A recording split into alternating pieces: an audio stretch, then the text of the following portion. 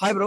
So சின்ன Instagram ஆடி ஒரு video shoot பண்ணிக்கிட்டு இருக்கோம். ஸோ உங்களுக்கு வந்து ஒரு குட்டி டாஸ்க் வச்சிருக்கேன். டாஸ்க் இந்த மாதிரிலாம் நம்மளுக்கு எதுவும் பயப்படாதீங்க. ஸோ டாஸ்க் என்னன்னா, ஒரு இன்ஸ்டாகிராம்ல போயிட்டு ஒரு பேஜ் நீங்க ஃபாலோ பண்ணா ஒரு கிஃப்ட் உங்களுக்கு ஆன் த ஸ்பாட்ல கொடுப்பேன். ஸோ ஃபாலோ பண்ணிக்கலாமா?